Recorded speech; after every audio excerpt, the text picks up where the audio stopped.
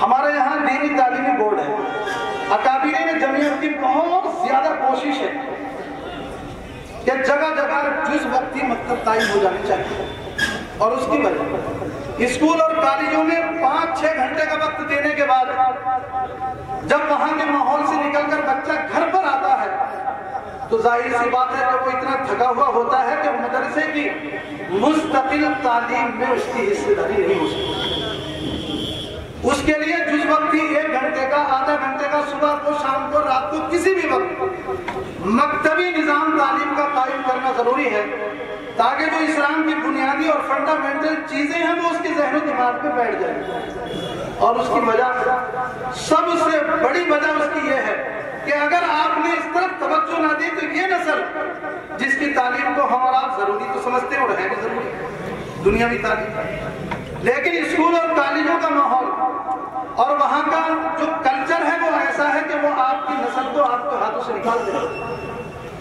اور میں اس کی بالکل کھلی ہوئی مثال آپ حضرات کو یہ دوں، ہمارے یہاں سینٹ میرج ہے، مشن کے تحت اسکول چلتے ہیں، 12ویں کا بچہ اور چاشری محلے کا، اور محلے بجنور میں 2 مسلمانوں کی بہت مضبوط ہیں، قاضی پاڑا، وہ تو تعلیمی اعتبار سے بھی اور تہذیب کے اعتبار سے بھی مضبوط محلہ سمجھا جاتا ہے، عام طور پر پرانے لوگ وہاں رہتے ہیں۔ چاشری کا محلہ بھی بڑا مضبوط محلہ ہے، لیکن وہاں کا ایک بچہ ہمارے بجنور کے ایک اہم جمعیت ہی کے ذمہ دار، جمعیت سے وابستہ قاری شوکت صاحب، وہ وہاں جایا کرتے تھے گھر میں بچوں کو پڑھانے کے لیے۔ تو ان سے اس بچے نے معلوم کیا کہ قاری صاحب اللہ میاں کتنے ہیں؟ قاری صاحب نے بتایا کہ اللہ میاں کتنے ہیں؟ اللہ میاں تو ایک ہی ہے۔ تو ہماری مین سے یہ بتا رہی تھی کہ 3 ہیں اللہ میاں، چونکہ عیسائیوں کا نظریہ وہ ان اللہ ثالث ثلاثہ والا بھی ایک نظریہ ہے ان کا۔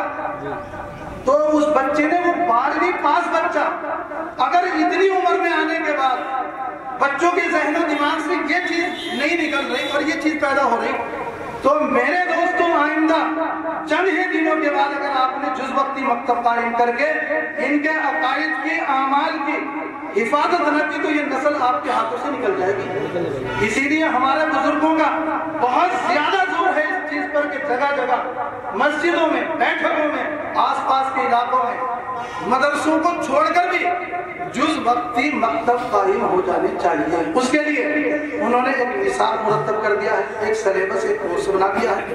پہلے سے دینیات، بامبے میں فائن ٹچ والے لوگ ہیں، ان کا ایک دینیات کا کورس چلا کرتا تھا، اس کے ذریعے پورے ملک میں ہزاروں مکتب قائم تھے، ہمارے بزرگ اس کی سرپرستی بھی کیا کرتے تھے۔ لیکن اب باضابطہ جمعیت کے اعتبار سے سلیبس متعین کر دیا گیا اور ہمارے بزرگوں نے بڑی جان فشانی کے ساتھ اس کو مرتب کر دیا ہے۔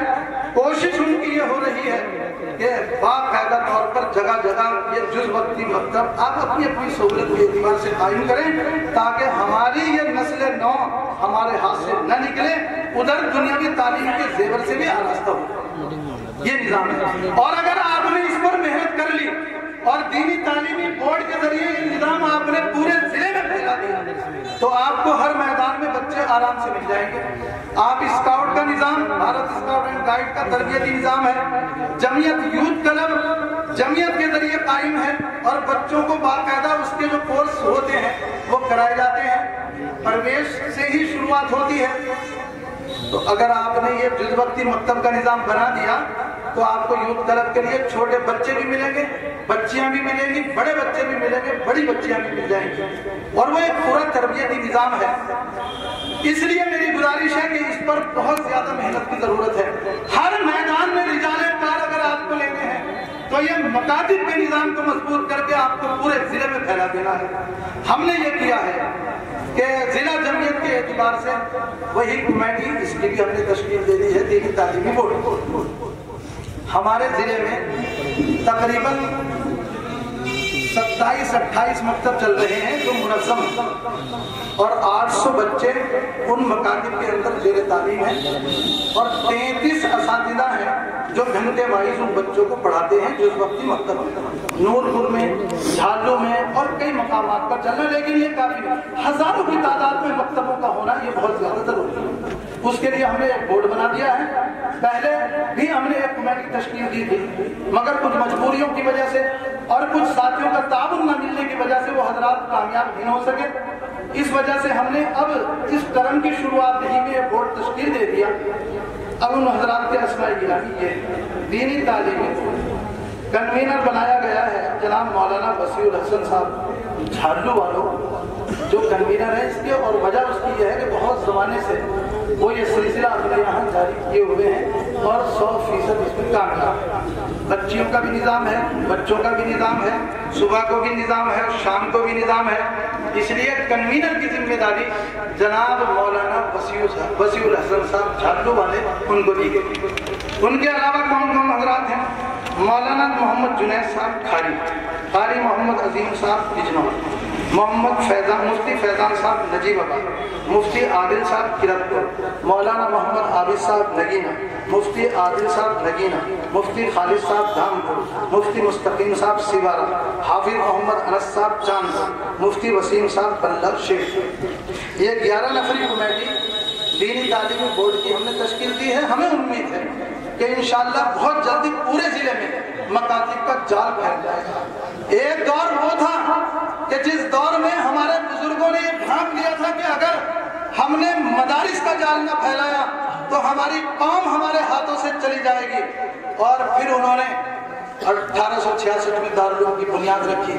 اسی کی برکت سے آج پورے ملک میں چھوٹے بڑے بلند و بالا بلڈنگوں کی شکل میں, جھوپڑوں کی چھپروں کی شکل میں آج 3 لاکھ سے زیادہ چھوٹے بڑے مدارس ہیں. یہ ان بزرگوں ہی کا تو فیض ہے.